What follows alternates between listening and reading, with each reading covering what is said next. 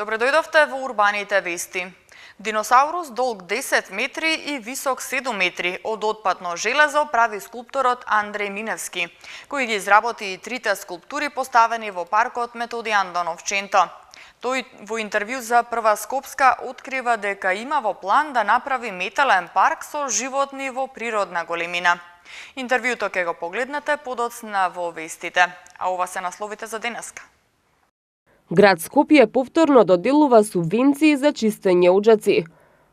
Адреналински парк со ново зеленило и урбана опрема ќе се гради во Карпош. Се повеќе згради во Скопје се градат без оџаци.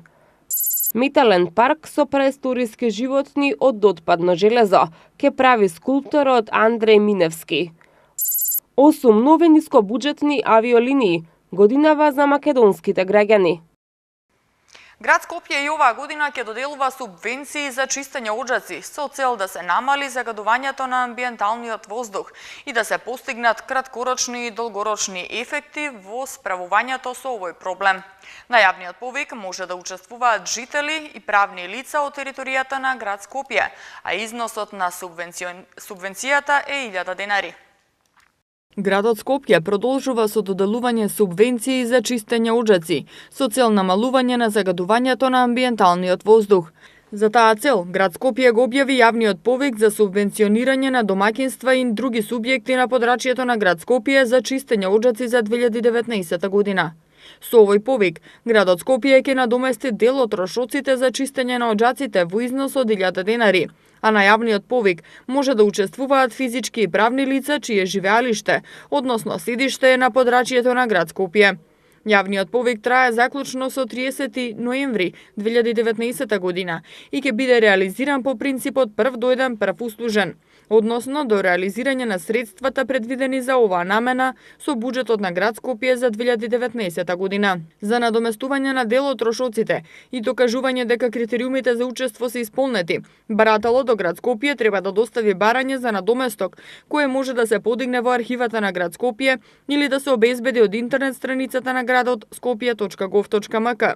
Фотокопија од лична карта или пасош, фотокопија од трансакциска сметка, за правните лица тековна состојба не постара од 6 месеци, оригинал потврда за реализирано чистење на оџак, подпишана од стручно лице што го исчистило оџакот и оригинал фискална сметка од фирмата регистрирана за дејност чистење оџаци. Документите може да се достават секој работен ден од 8:30 до 15 часот. Целта на овој проект е намалување на загаденоста на амбиенталниот воздух во градот, особено на PM10 и PM2,5 частичките, и да постигнат краткорочни и некои подолгорочни ефекти, како што се постигнување на подобро согорување, намалување на штетните отпадни гасови, појава на саѓи и трошоци за затоплување, како и подигнување на јавната свест кај граѓаните за потребата за чистење на оџаците. Град Скопје оваа мерка ја реализираше во 2018 година, кога беа доделени 269 субвенции.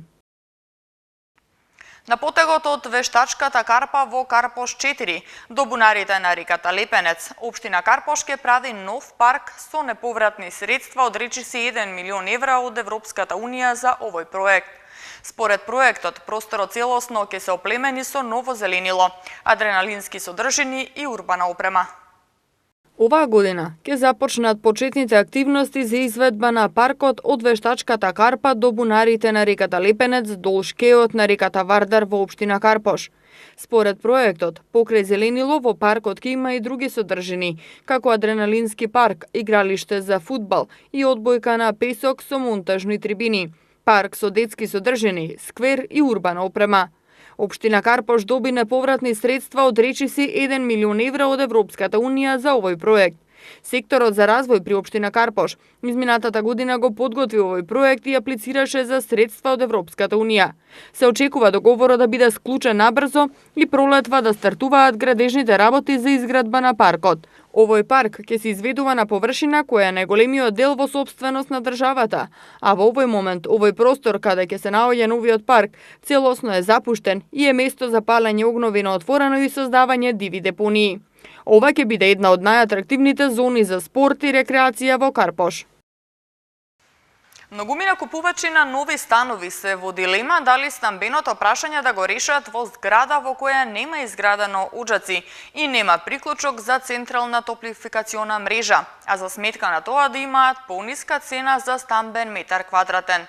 Со ваков проблем се соочуваат или ќе се соочат купувачите на половина од новите станови во Скопје. Повеќето од новите станови што никнуваат во главниот град се градат без оџаци, а купувачите на становите се ставаат во дилема дали стамбеното прашање да си го решат во зграда во која нема изградено оџаци и нема радијатори за приклучок на централната топлификациона мрежа. Во овој тип станови решението за затоплување е сопственикот на станот да постави сопствено парно грејење или со клима уред, а со оглед на тоа што вакви стамбени згради се градат многу често, со ваков проблем се соочуваат или ќе се соочат купувачите на половина од новите станови во Скопје.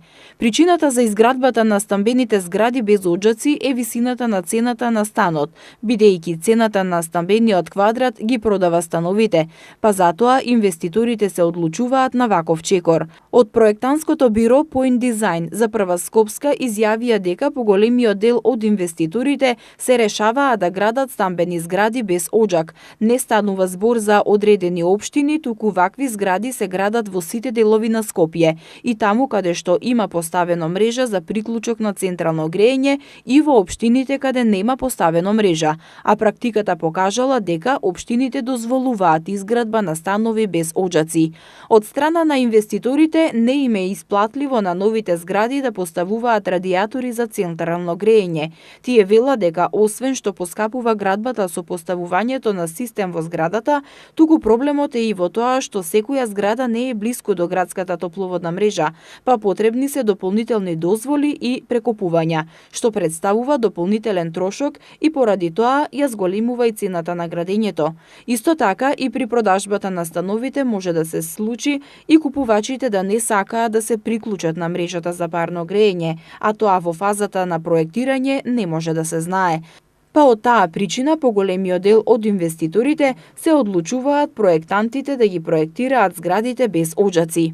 За волја на вистината при купувањето стан, купувачите ги привлекува пониската цена за метар квадратен, но понатаму се трошат финансиски средства за грејење на струја, а некои од купувачите на станови го поставуваат прашањето што ќе се случи доколку настане прекин во напојувањето со електрична енергија по долг временски период од денот во зимските месеци.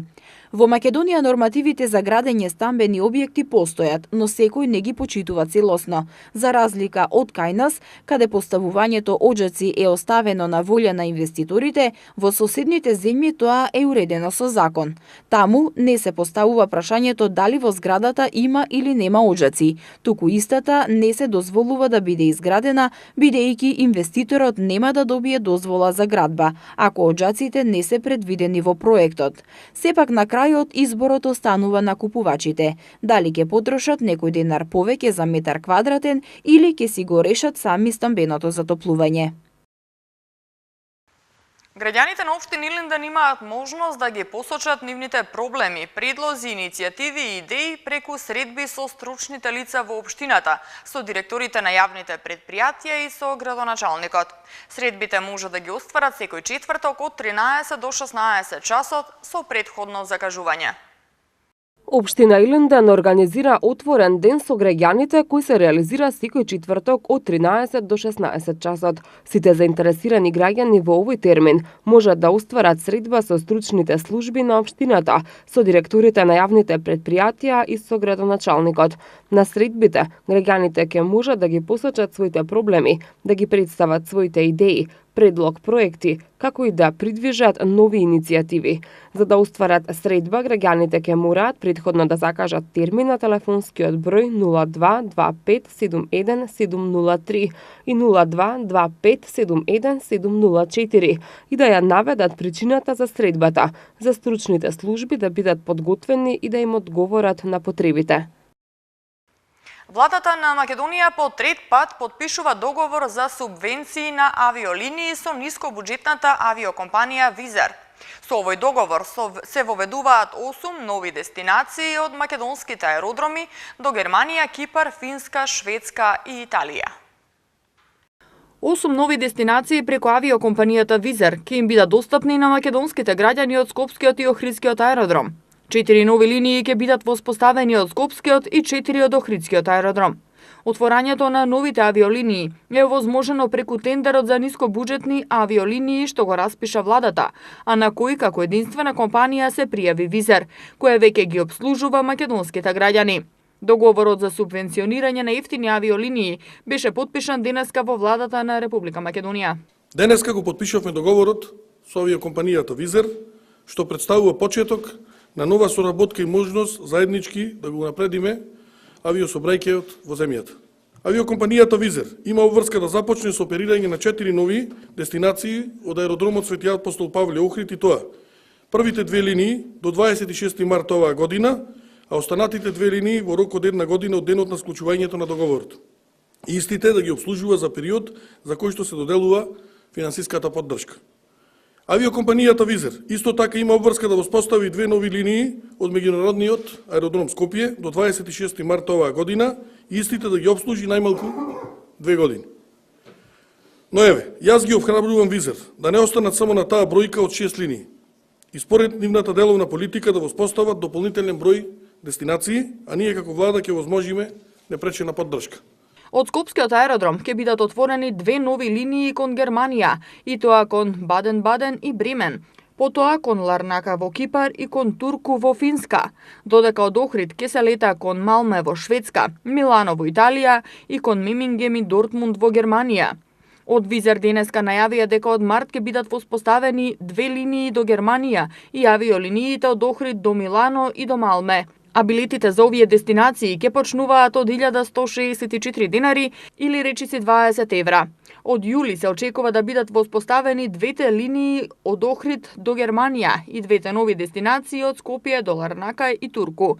Најавуваат дека во јули ќе биде донесен и уште еден 5-ти авион, а целта на компанијата е да имаат поголема интерактивност со корисниците на дигитален начин. Нашиот деловен модел се базира на тоа да бидеме дигитален бизнис. Нашата цел е во моментов да обезбедуваме информации преку контакт или кол центрите, меѓутоа имаме цел да имаме поголема интерактивност со нашите корисници, за да им возможиме се на дигитален начин или преку веб страната, или преку мобилната апликација и така натаму. Основата на бизнисот со ниски трошоци е да ги инвестираме човечкиот фактор, односно да истиот да биде фокусиран на локално ниво, односно на локалниот персонал, а да не имаме локално представништво. Денешниот договор за субвенции за авиолинии е трети поред договор што го потпишуваат македонската влада и Визер. Доколку имате нешто изгубено во автобус, може да го пријавите или да го најдете во службата Изгубено најдено, која функционира во рамки на дирекцијата на ЈСП во Автокоманда. Исто така, доколку најдете некој предмет во автобусот, може да го пријавите во истата служба. Во автобусите најчесто се губат паричници, картички Скопска, здравствени книшки, торби и клучеви. Околу 100 изгубени персонализирани картички Скопска, најголем дел ученички, патнички, здравствени книшки, клучеви, детско ранче, патна торба. Овие предмети се наоѓаат во службата Изгубено најдено на ЈСП Скопје, што функционира речиси 8 години во рамки на дирекцијата на јавното сообраќајно претпријатие Скопје во населбата Автокоманда. Од ЈСП Скопје информираа дека најчесто се губат паричници, речиси сите без пари со документи. Скопска, лични карти, здравствени книшки, ранци, торби од пазар, клучеви. Порано се губеле и мобилни телефони, а последен пат пријавен изгубен мобилен телефон е пред 2 години. Телефонскиот број за пријавување е 02 3 122 634 и функционира секој работен ден од 7 часот и 30 минути до 15 часот и 30 минути. Откако граѓаните ќе пријават на телефонскиот број, оставаат податоци, број за контакт и наведуваат што изгубиле. Доколку предметот се пронајде, граѓаните се информираат. Потоа тие треба да дојдат во службата изгубено најдено и да го подигнат предметот. Секој возач по враќање на автобусот во гаража го проверува возилото дали има нешто заборавено или изгубено, а најденото го доставува до службата, но и патниците доколку најдат нешто може да го пријават и достават до службата. Изгубените или заборавените предмети се чуваат во службата. Од ЈСП Скопје апелираат граѓаните додека се возат во автобусите да внимаваат на своите лични предмети, да бидат свесни и доколку пронајдат некој предмет или документ во автобусите да го пријават и достават во службата изгубено најдено. 3 праисториски животни со вистинска големина направени од отпадно железо, поставени во паркот на Методи Антонов Ченто, се вистинска атракција за граѓаните. Академскиот скулптор Андреј Миневски, кој ги направи скулптурите, за прва Скопска открива дека работи на многу поголема скулптура и дека има во план да направи метален парк со скулптури од отпадно железо. Во паркот во скопската населба Методи Антонов Ченто има 3 скулптури на праисториски животни во природна големина. Тие се изработени од отпадно железо, а се дело на академскиот скулптор Андреј Миневски. На уметникот му требале неколку месеци за да креира ваква скулптура. Андреј во интервјуто за Прва Скопска открива дека работи на скулптура диносаурус долг 10 метри и висок 7 метри, а во план има да направи метален парк во кој ќе бидат сместени повеќе скулптури од отпадно железо. Праисториски животни се изложени овдека во паркот Методи Антонов Ченто во населбата Ченто. Главниот виновник за оваа изложба и за поставувањето на истата е Андреј Миневски, со кого разговараме денеска овдека пред овие праисториски животни. Ке ни кажете што представува оваа изложба и која е целта за да се направат вакви животни од железо? Целта е да се тргне вниманието од центарот на Скопје, малце и на другите населени места. Тие се изработени од отпадно железо, исто така рециклирано. Има делови од кола, лимови, некои ланци. Иначе е проект на град Скопје, кој се вика од центар кон периферија и токму затоа е и тука изложбата направена. Иначе има сега 3 скулптури, праисториски, така. Зошто одбравте материјалот да биде токму од отпадно железо? Отпадно железо ради рециклација и рециклирање и малце може потешко и повозбудливо за работа. И сега е тренд металот. Сегден и свет прават такви скулптури, па може за тоа. А колку време ви беше потребно да ги изработите овие фигури?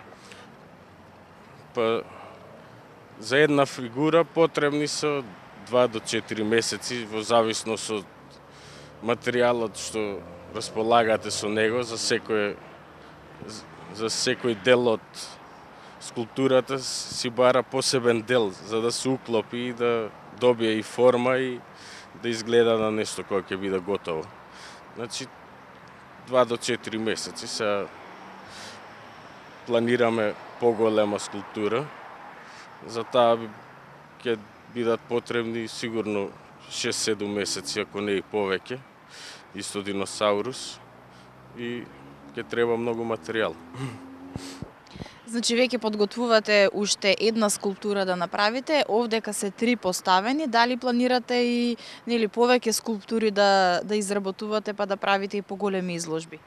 Па да, мене целта ми е да направам еден метален парк. Сега случајно така почна со диносауруси, но понатаму ќе се смени и други работи ќе правам од метал и од други материјали. Сега таков ми е периодот метален, како да кажам. Каква е реакцијата од граѓаните, од луѓето што поминуваат овде, што ги гледаат овие скулптури? Реакциите какви се?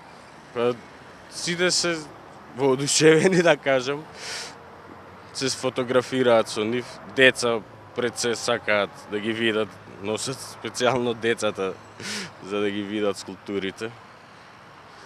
И баш вчера ми се деси нешто невообичаено, ми се јави еден родител, ми кажа ние сме кај скулптурите, дали ќе можеш да дојдеш, керка ми сака да те види.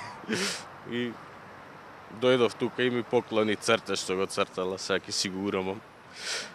Да, и така.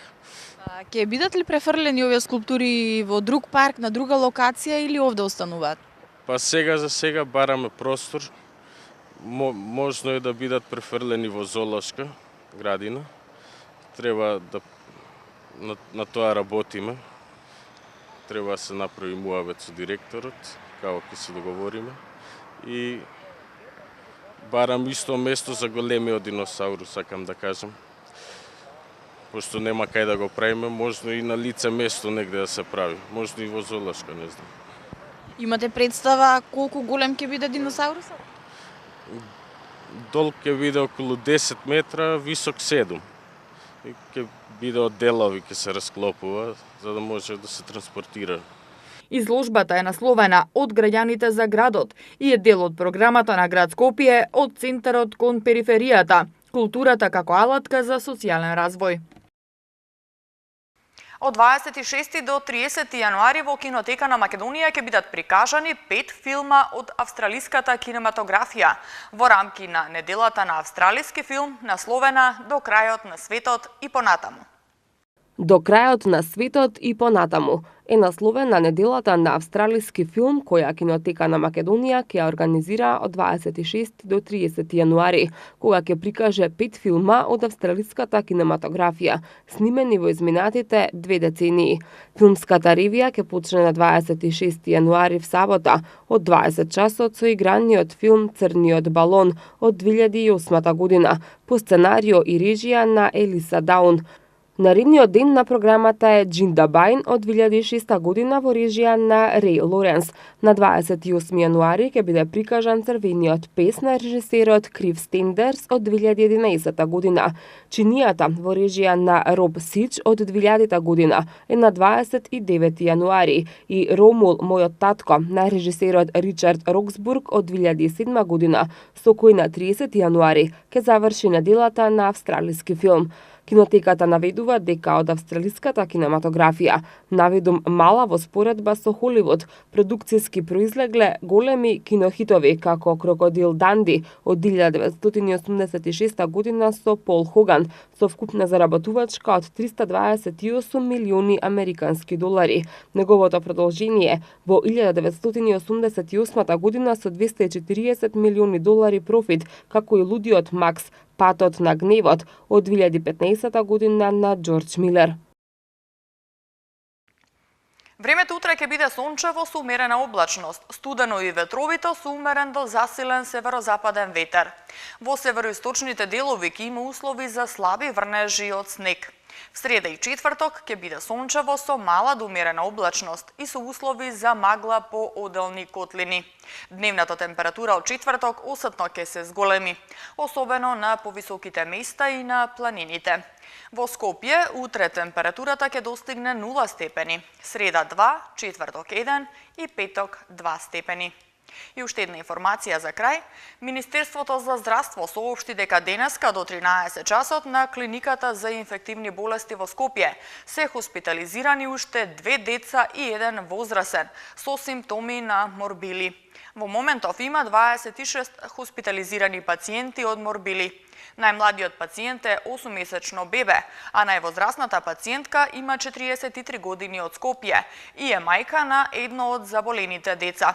До сега во сите вакцинални пунктови во Скопје вакцинирани се вкупно 2008 лица, а само денеска до 13 часот МРП вакцината ја примиле 104 деца, информираат од Министерството. Ова е последната информација за денеска. Ви благодарам на вниманието. Пријатно.